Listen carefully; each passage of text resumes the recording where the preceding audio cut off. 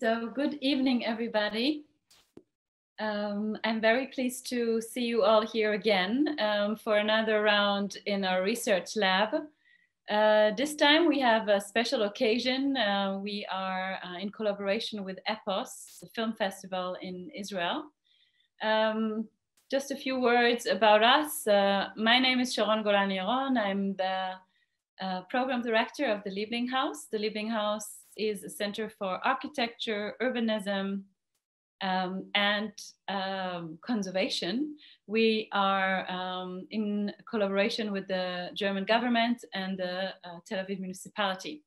The research lab is presenting every week an interesting talk related to our core subject. And today I'm very pleased to introduce a few speakers. One of them is the filmmaker of the film Shelter, which I hope everybody who is here with us has seen. If not, then we will try to go a little bit over it. But I'm very pleased to have Boris Bartam with me, who is a filmmaker. And we have Inbal Egoz with us as well. She's an artist and an activist. She was dealing with the subject of refugees in South Tel Aviv. So we will see the parts of the film about refugees and then refer to what's happening in the south of Tel Aviv. And then we have Marta Turner. She is the head of communication for Better Shelter, which is a Swedish company who is producing shelters for refugees. So we will see perhaps what is done on site real time with the help of Marta. So I would like to invite all participants to share the screen with me. Thank you, Val. Maybe you can help us with that.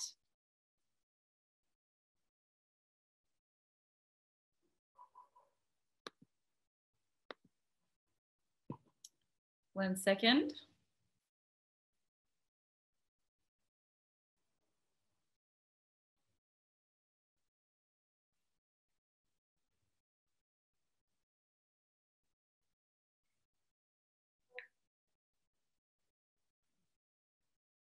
So we will start with Boris. I will want to ask you a few questions about your film. So this film Shelter is really not only about refugees, but it's really about home and what the meaning of home is in different cultures. What made you choose a subject like that to explore in your movie? Yes, it's correct. The human shelter, which is the title of the film, embodies, I think physicality, our fundamental idea of a home with 4 walls and a roof, but it's also an expedition film where we meet human beings on 4 continents in 11 countries, talking about home, I would say in a very poetic way, but also talking about home in terms of sensing home in the body and having the body as a shelter. So that's why the title, Human Shelter, in this kind of broader context of home, is exploring the theme.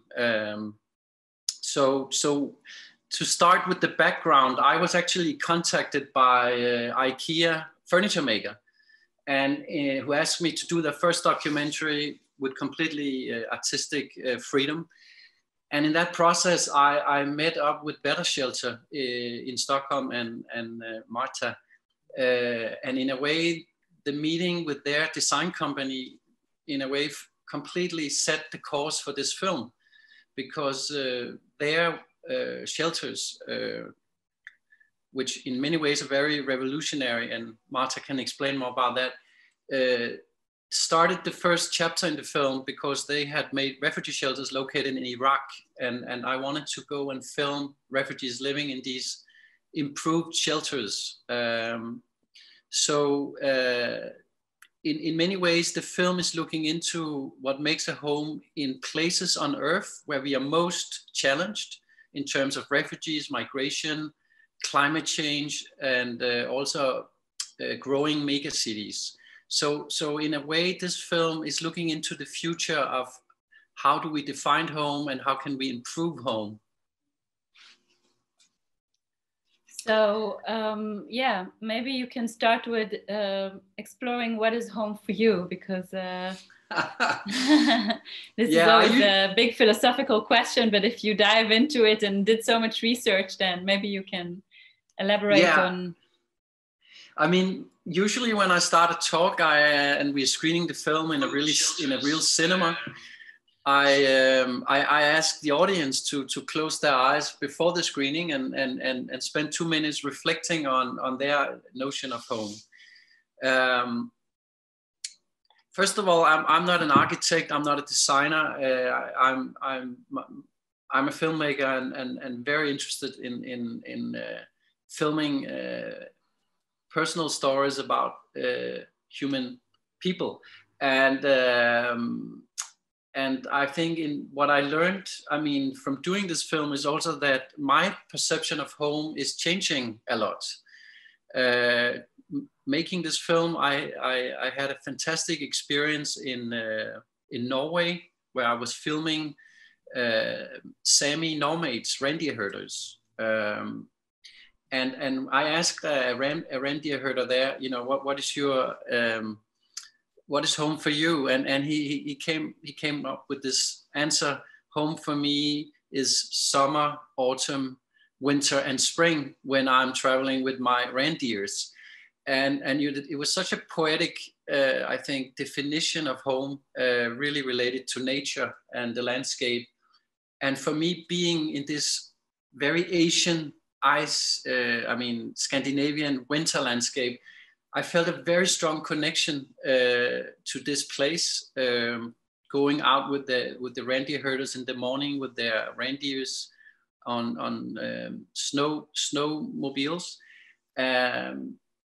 There in that moment, I felt very connected and very much at home. So I think something opened up in me in relation to being closer to nature, living in a city. So my idea of home has definitely been more connected to nature at the last 3 years.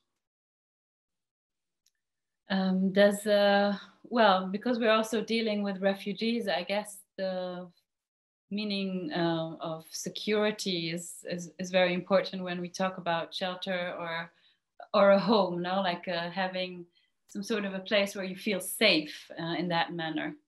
So did you think that, architecturally speaking now, the typology of these shelters, do you think they reflect on the mental situation of the refugees you explored in your movie? Well, let me just explain to the listeners the chapter we made in Iraq, searching for better shelters. We went to the front line of Mosul. It's 3 years ago now, where refugees was coming out of the war zone of Mosul, civilians being shot at, and we followed in the footprints of refugees coming out of this war zone and going into different kind of camps, refugee camps. And we ended up in a camp in Kurdistan where we knew that Better Shelter had produced some shelters. And what we saw there completely surprised us.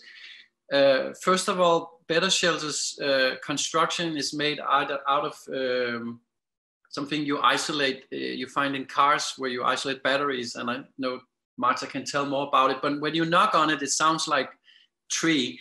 And it's very solid, and you can lock the door, and there are solar panels. And in these shelters, the refugees have decorated their homes with textiles and colorful textiles. And we just explored a completely, how should I say, a very poetic way of making a home that we really hadn't dreamt of coming there with the small film crew. So I really think, I mean, when we talk about home and security, I mean, of course, a shelter is the most fundamental thing you can get. and it's definitely a foundation for us being human and feeling civilized. And it's part of the UN Charter. You know, we all have the basic right for a home. Homelessness is actually a violation of United Nations Human Charter. rights, right? Yeah, exactly. So of course, in the film, we started out with the more the physicality of a home, and better shelters. What should I say? Improved way of doing shelter was really a good starting point to look at the basic security for people, and from there on they can sort of start a new life. And we met a guy who had 7 suits with him, and he was putting on his suits every day. He was wearing a suit, and in terms of that, the fact that he could do something for himself, he could become something for other people. The women in the shelters had these beautiful color textiles, and they told us that these colorful textiles, they felt more psychologically safe being around these beautiful colors. So we also understood that sensing a home has a lot to do with not only 4 walls and a roof, but also feeling secure in the body. Marta, because we've talked so much about better shelter, maybe you can explain what you do and show us a few examples. That would be nice. Yes. Well, Boris has covered some of it, but we are a social enterprise, and we developed the Better Shelter together with UNHCR and the IKEA Foundation. So we also have a link to the IKEA company, but more to its philanthropic arm, the IKEA Foundation. And we started working on this design more than a decade ago, some colleagues of mine. And they started, they're industrial designers, and they started looking at textile and came into researching tents, and thereby researching refugee camps and tents, and asked themselves the very basic question: why do refugee tents look the same today as they did 100 years ago? And they did this very much from a design perspective and not from a humanitarian perspective. And I think to begin with, this naivety coming from outside the humanitarian world actually helped in developing the shelter, because we didn't see how difficult it would be and how many barriers there would be. So coming from the outside world actually helped very much in the innovation process. But anyway, there are many good reasons to why people use tents. They're very fast, they're cheap. If you have an influx of 20,000 refugees coming over a border and you need to provide some kind of shelter, some kind of roof over their heads before night falls, then tents are great. But with the situation as it is today, with a lot of protracted refugee situations lasting for more than 20, 25 years, which means that people live in camps for a lot of that time as well, you need something more long-lasting. Another problem is that you're not allowed to build, in a lot of camps, permanent buildings because of legal reasons, or because governments don't want that. They don't want these refugee camps to turn into shanty towns. Right. So they're designing this shelter and other solutions comes with a lot of compromises. Basically, you have to build something that lasts for a very long time, that can't be permanent. It's temporary, yes. Yes. So the Better Shelter, anyway, it has a core of a metal structure made of steel pipes, which we then clad with plastic panels for walls and for the roof. And then it has a door, and as Boris said, it has a solar powered lamp and a USB charger. And it can be set up without tools or without electricity in a matter of hours. and then secured to the ground through ground anchors, or it can be drilled into cement. It can also then, after a few years, it has a lifespan of a couple of years, depending on how well you treat it and maintain it. But you can also then change the wall panels to local materials, so it can actually get a longer lifespan that way. And I can show just a few images. 1 second. There we go.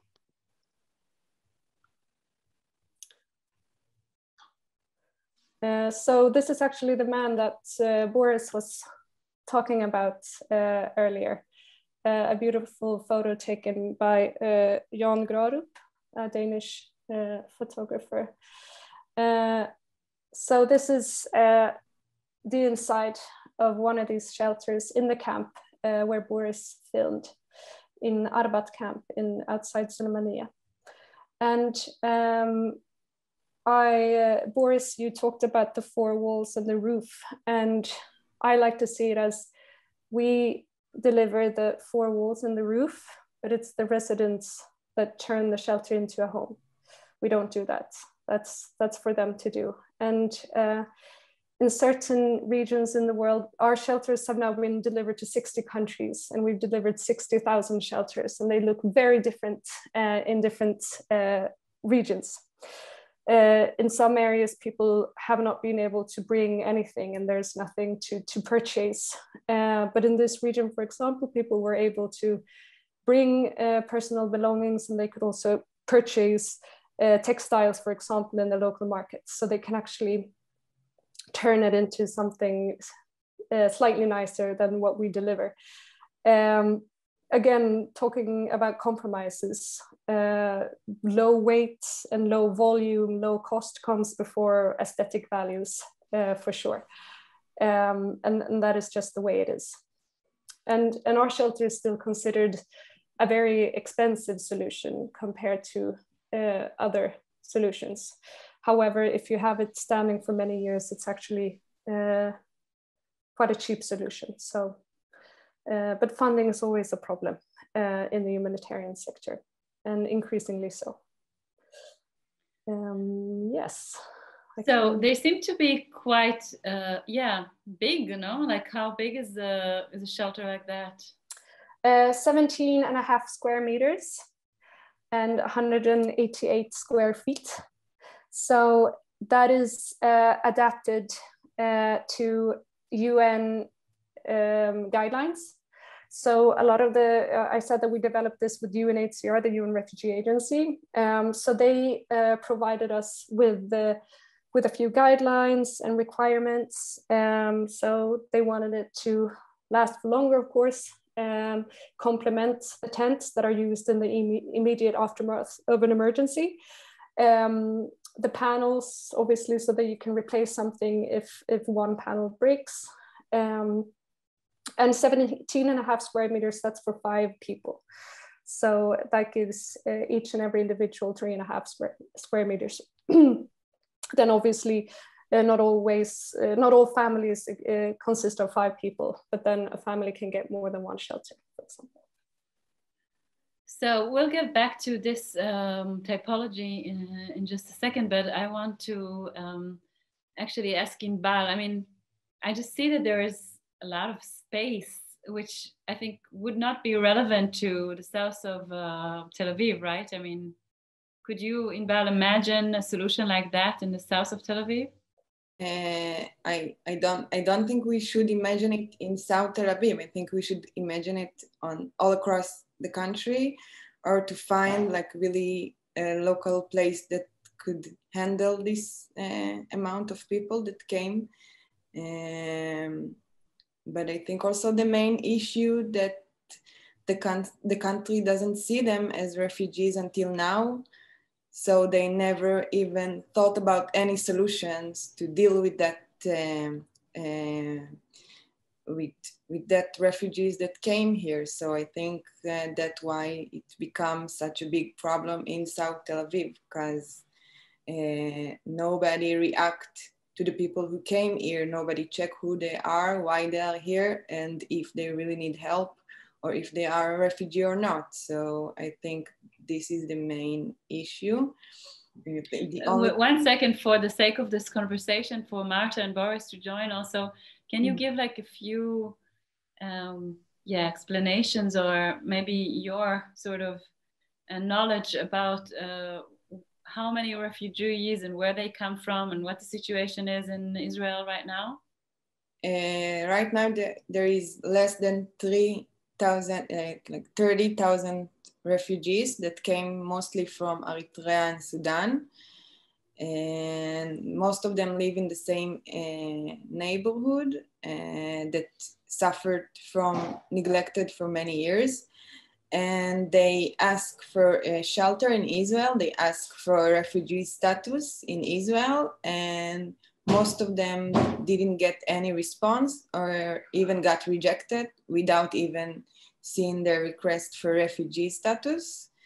So now they're living here without any status at all, and the country can't just report them because they are like considered as refugee in all of the rest of the world. So they can't just send them away, but they also don't give them any other solution. So they're stuck in the middle, and they can't even go out. They don't have any passport. Now they're like the old passport of their country got canceled, and here they don't have any papers. So they are like without any nations at all. Like they're in limbo for so many years. I think 11 years, most of them are here.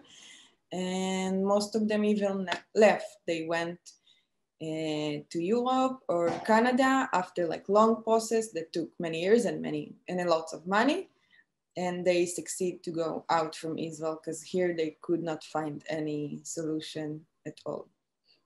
What about like we talk about home? So what is the living condition, or how do you find, or how did you see they live in? So at first, when they first came here to Israel, so they came through the borders to south of the country, near Eilat, and then they immediately they send them to jail for 3 months, and then after that they give them a bus ticket and send them to Tel Aviv, to the central bus station, and near that it's a really poor and neglected neighborhood that suffered from lots of drugs and prostitution and so on. And for the first year, most of them just slept on the streets, on parks, and like gardens and bus stations and stuff like that, all across the neighborhoods around the central bus station. And when the first one that came started to find some jobs and some places to get money, legal or illegal ways, and they just rent a big place and tell all their friends to come and sleep together in like a big place with a lot of like mattresses. Yes, mattresses. And they slept like 100 people in a small apartment until they got jobs and until they got money, and then they started to rent some places, but they rent some apartment and live together. Like it's very, very crowded, like a family in one little room or something like that. And this is זה מה שקורה. Yes, okay. So if we talk about human rights, or if you talk about like, I don't know, is there like sort of a charter which talks about human rights of refugees that you know of? There is Boris or Marta? Yes. Not in Israel, yeah. Well, I mean, making this film, we also had a screening at the United Nations headquarters in New York during World Habitat Day, where the focal point was a social summit meeting where the whole, all the 193 member states discussed how can we improve housing for everyone, and how can we put more focus on this human right that we all should have a basic place to live. And I think coming from Denmark, I see all over the world now that many countries don't really respect United Nations Charter, and it's very embarrassing for me to say that Denmark, as one of the only countries, are sending back refugees from Syria who has been integrated in high schools and schools, to send them back now to Syria because they see this country as a safe place to live now. And it's stirring up a big debate in Denmark because we are so, I mean, teachers are actually almost like going on the street in protest because our government is not respecting UN conventions. So if we zoom out a little bit from what's happening in Tel Aviv, I mean, it's one of the reasons I made the film I did was also that when I was talking with Marta and Better Shelter and Johan, one of the founders, the number of refugees in the world was 60, of people on the move, not having a home, was 66 million. And it's more than 70 million today, people without a home. And if you look at informal settlements, like you were talking about in Tel Aviv, 25% of all people right now are living in slum cities. And in 2050, it will be, 25%. And in 2050, it will be 1 out of 3 people who will live in a slum city. So there are extremely challenges for us as an international society to see how we can come up with solutions. One thing I focused on in this film is also that as a human being, you have a capacity to be innovative and to have human resilience, even if you have next to nothing. And so I'm not saying that, it's a huge problem, but I also think that people, if they get a better shelter, like Marta talked about, get the facilities to create a home, they can create the inside home in a way that they can empower themselves and start a life. So I have a lot of, how should I say, belief in human beings, and if you just give them really basic living conditions. And that was also what we wanted with this film, was to focus on what these people, they can come up with solutions as well. So I think it's very important there is a dialogue with these detained people, with people without a home, that where we see them as human beings with resources. Yes, well, coming from the perspective of an architect, no, I'm a conservation architect. So, for me, like always a sort of vernacular, or like the sort of, culture-defined architecture is something that we're dealing with a lot here in the center, in the Liebling House. So, we can see that although people are sort of displaced in a different space, they still try to sort of adapt their aesthetics of the place they come from. No, I mean, this is something in your film that was very, very clear to see. I mean, you're saying that this empowers them, but don't you think that there is also like some different reasons for that? Like, why do you think that it's so important for them to, I mean, they obviously, they didn't choose to live somewhere else, they were forced to, but still they try to, for themselves, still feel, that their surroundings is the one they had before. It's a very good question. I think what I would like also to point out, when we went on this expedition around the world to look at what makes a home, we used a compass of what defines a home inspired by anthropology.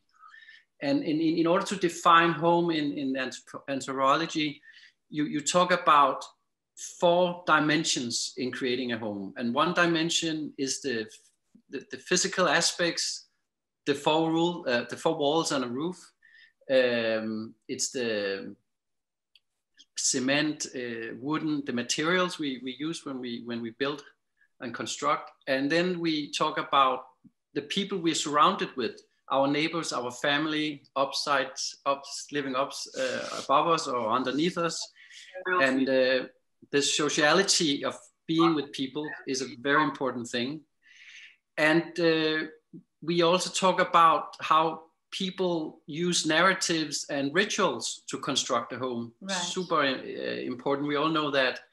And then a 4th dimension was, you know, feeling at home in the body. If we cannot sleep, if we are depressed, things like that, it's very difficult to really be grounded in a home.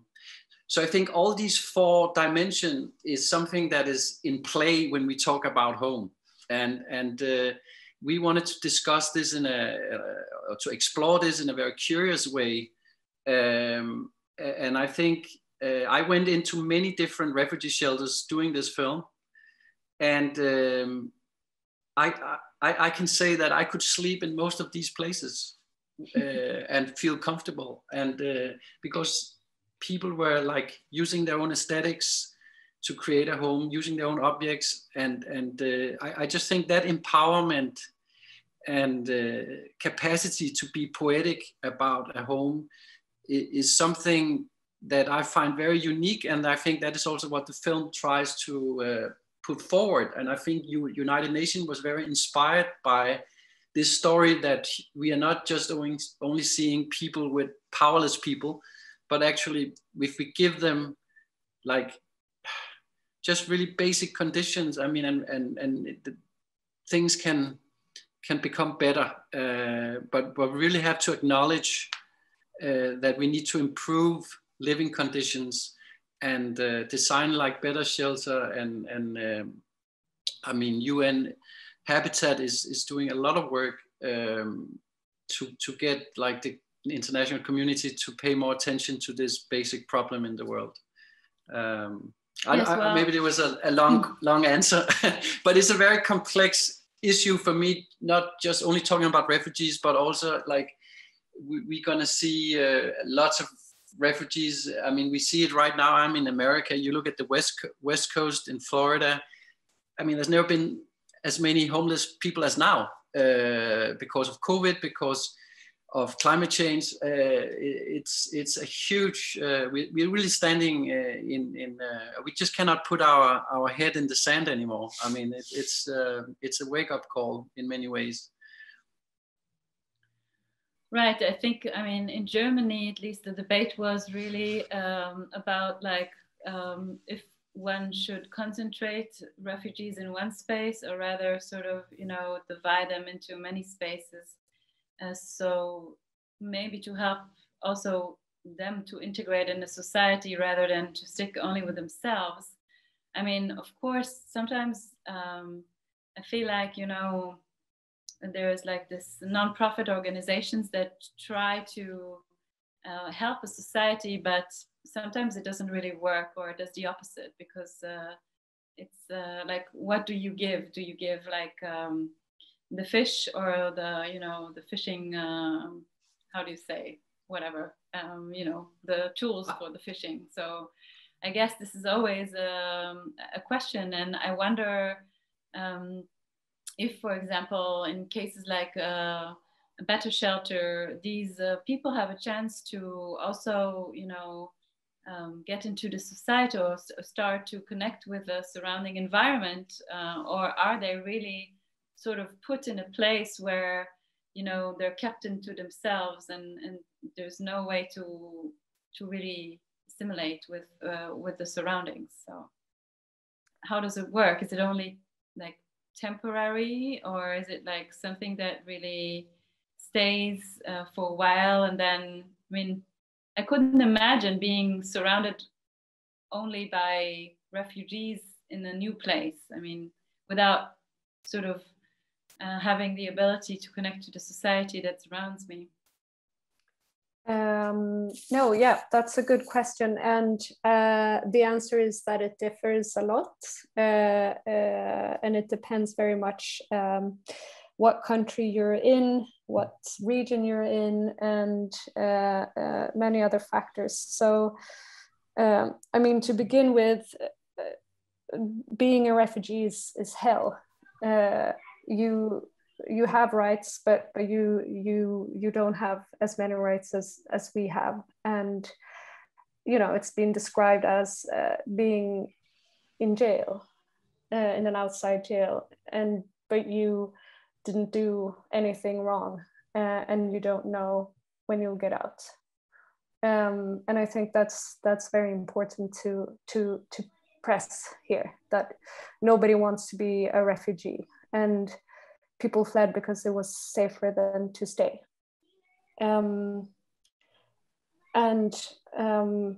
Something that we haven't discussed here is also, well, Boris, you touched on it, but politics. And we often, a lot of the problems in the world, I think it's so much focus on the individual and what the individual can do to slow down climate change or to improve the lives of refugees. So better shelter, we adapt to the situation as it is, and we improve the lives of refugees slightly, but they're still refugees and they still live in a camp.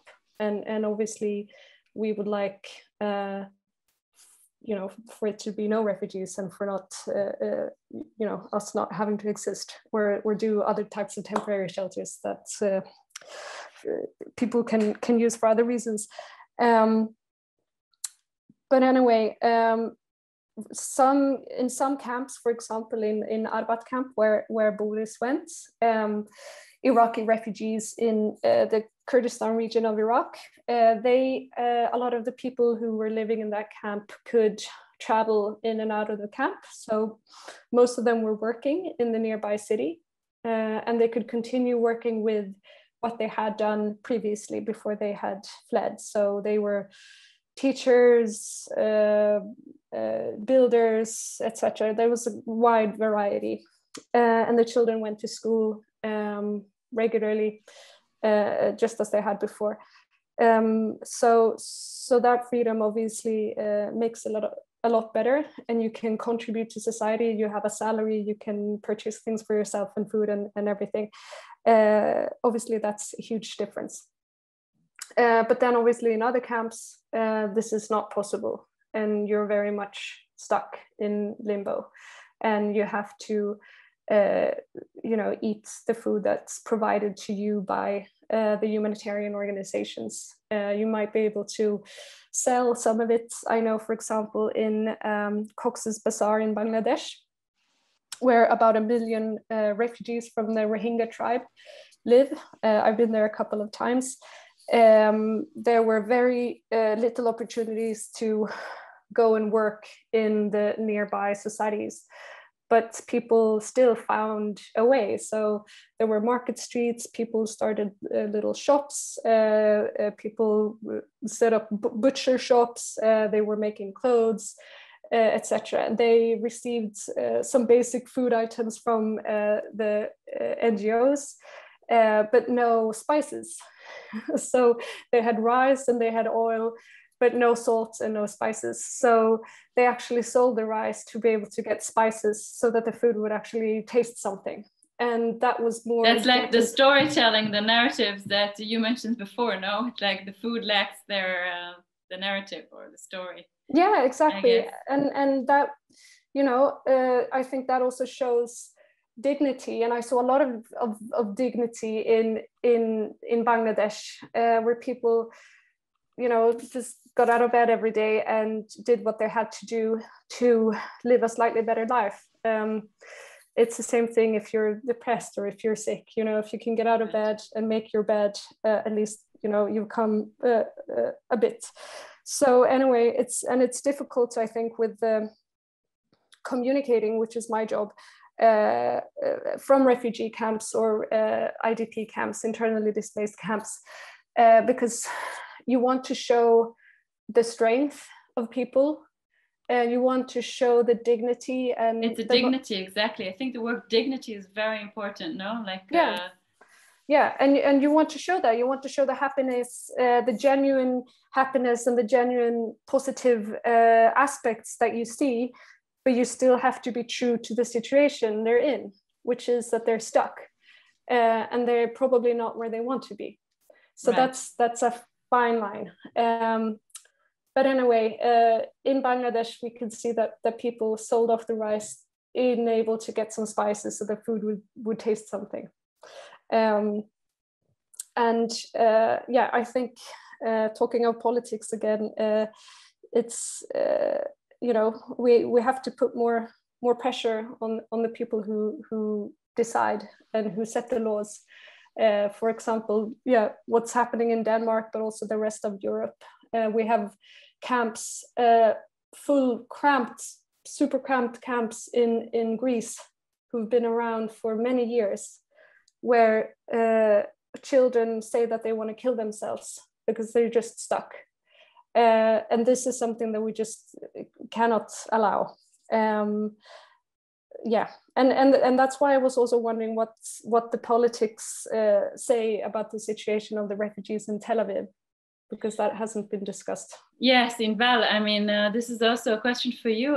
Also, I think if you can answer Marta, but also another question for you is like, you were describing this like unbelievable situation that the refugees had to face. But in the end of the day, I mean, if you go around there now, sometimes you see families working in, kindergartens and weddings, and, like it's like nature, no? You can burn a forest down and then it thrives again, not because of what you give them, but because it's like part of their nature. So I'm just wondering if like how much we have to provide, but like sometimes I don't know if interfering is good or bad. So I would like to ask you, Inbal, how do you find the situation now after they've been living there for a while, and how would you define the political situation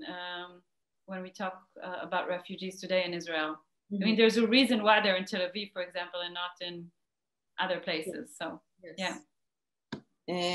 So about what you asked, I think it's really, really inspiring to see how much they build here with no any help from the country, maybe a bit from grassroots organizations. Like they build also a lot of communities centers, and they rent like all the community together rent some place, and then they build their like a community center with classes and with food donations and all kind of those stuff. And I think it's really inspiring how they could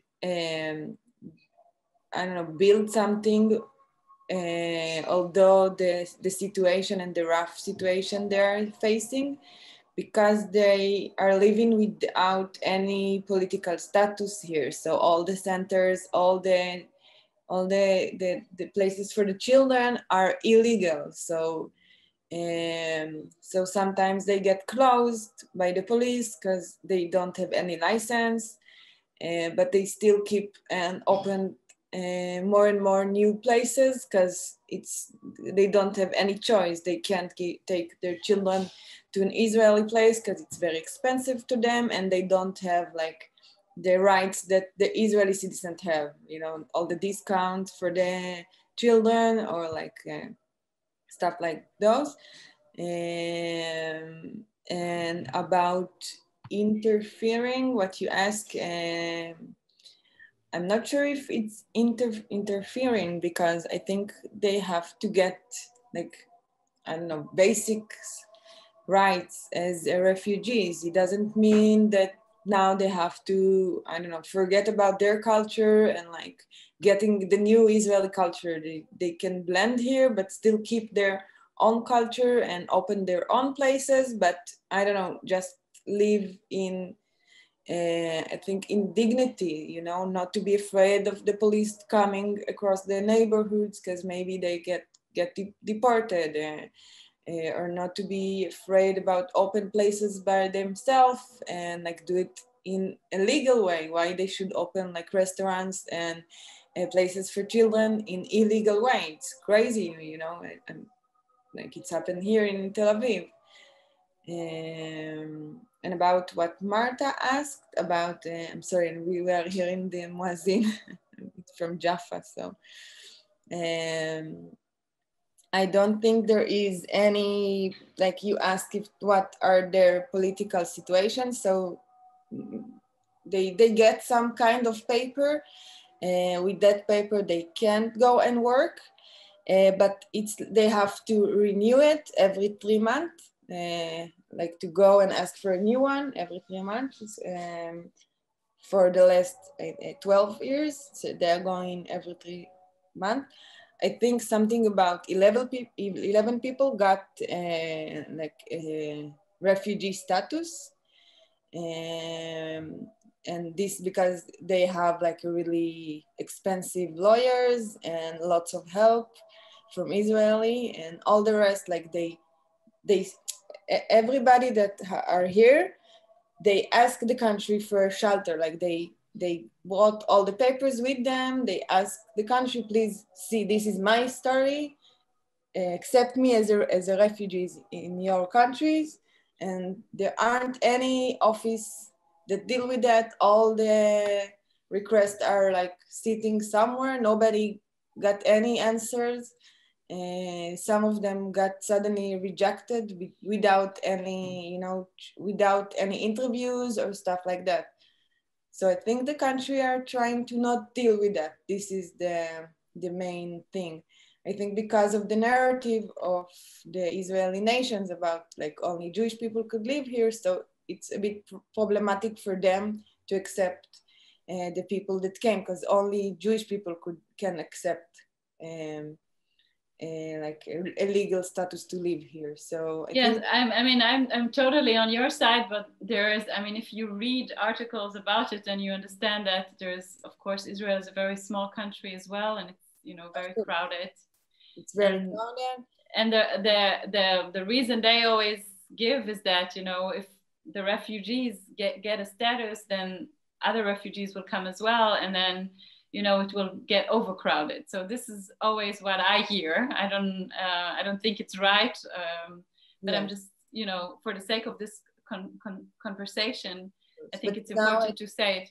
I think that now the borders are blocked much more than it used to be. Like now it's a wall. It used to be like, you know, like an army there, but you know, it's everything open, but now there is a wall, so they can't really come inside the wall now. It's really hard for them. So people know that here it's not really an option anymore. But I think also after like 12 years that people are here, like children are born here, they have no status at all. They have no nation, they born here, but they don't get any papers to any country at all. Yeah. So I think it's really problematic because they are here, and also we have like a moral obligation, especially as Jewish, you know, especially that because we know, you know, we know how it's like to be a refugees and like knock on somebody's doors and get rejected. So I think we have to be an example and to find, even though it's really hard because we have, you know, the Jewish, it's a Jewish country, yes, but still I think permanent status we can do, and like to do something for now, not like a terminate visa, but something for until their country could be a safe place for them. Because also I spoke with most of them, and all of them wish to come back home. Like all their families are there, all their culture, their food, the life they used to live. So they really want to live in their countries and they miss their families. They don't want to stay here forever, you know, most of them. Yeah. So Boris, I'm going to ask you a question as well. You said that there are 70 million refugees around the world. I mean, this is a crazy number. I'm just... I think it's maybe closer to 80, but not all of them are refugees, but it's it's people in migration, in motion, right? So people without a permanent home. Yes. So I'm just wondering, I mean, if we talk about, like, just zoom out a little bit, no, we're talking about issues of global warming, and we're talking about climate change. It's very, I think it has to do, some say that it does even have to do with the fact that people are refugees, no? I mean, like, that there is a theory that,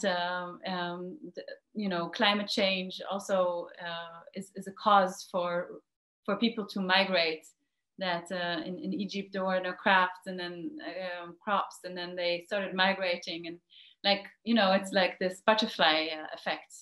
Like, where do you see globally, how will we change with all those movement of people? Like, let's look into the future. What do you see?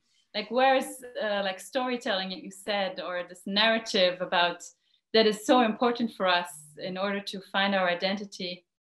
What's going on there, in your opinion?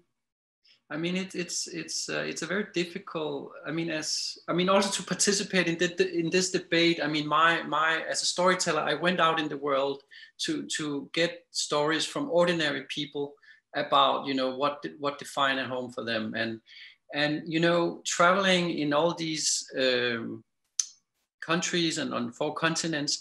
I can tell you, we traveled for about 17 months on and off, and I didn't meet one human being who didn't want to open their home to us, who didn't want to open their hearts to us, talking about, when you give people time to talk about the feeling of home, you get these wonderful stories, and you get these poetic moments. And for me, that was incredibly inspiring, and it gives me hope for humanity. And I think it's in all of us, it's a very personal thing. I mean, how do we look at the other person we meet? How do we, if we see the other person, this person will flourish. It will, to be seen by someone else and to become part of a community, I think is the fundamental thing to be human. And I really think, as Marta also said, there has to be a political pressure on decision makers today about how to treat human beings, and that we cannot forget UN conventions. I mean, we went into war, 2 big world wars, to create United Nations, to have some sort of dignity about being human.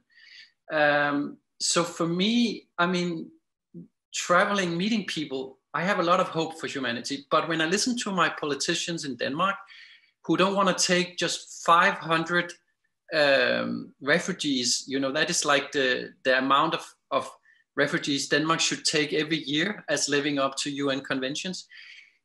They rather support camps in the specific countries where you have a conflict. Say, we don't want to deal with this. I think there's a big gap between policymakers and a lot of just like somebody like us, ordinary people who want to treat people with dignity. There's also, I think, if we talk about politics, a lot of nationalism that came up. Yes, in the absolutely. Years. It's a big discussion right now about the right wing, and and refugee is a hot potato in all the EU countries. And I just feel ashamed. That's all I can say. As a person traveling the world and being invited in, it's very difficult for me to come with great solutions. I think it's you have to change you have to become more human again. I don't know really what else to say. for me, it's really about putting pressure on the policymakers, the politicians, as Marta said, and hopefully we will see change. Right. So your film was really amazing. It really touched me. It was so delicate and so fine. I mean, you didn't really dive into the topic of refugees straight ahead. You started by really exploring home and, led us to the subject very gently. So thank you for that. The movie is going to be still available until 8 o'clock today. So whoever did not get a chance to see it, you can find it via our website and the Epos Film Festival. You have my permission to, if you want to expand the screenings for a week, you can do that. Okay, I'll let them know. Well, unfortunately, our time is up. Thank you for this wonderful talk. I'm sorry about that we didn't get a chance to see your to see your artwork. Do you want to show it now? I mean, maybe just your sort of, do you think it's relevant, your sort of insights from the time that you were dealing with the refugees and their homes? Yeah. I would love to see it. Yeah, please do. For Boris, I could. Yeah, for Boris and for me. And for Marta, I think. Yes, yeah. for Marta, yeah. So it's a very nice way also to, be an activist on one hand, and then to sort of, like you, I guess, Boris, have a medium to, to let what you see out. So, yeah. So this is my website. So I deal a lot with these questions about home and what's happened when your home become like unsafe place for you, and also about like the immigrant here in Israel and the refugees. And their crafts, I can see. Yeah, it's really with lots of craft, and I will show like this, the flags here.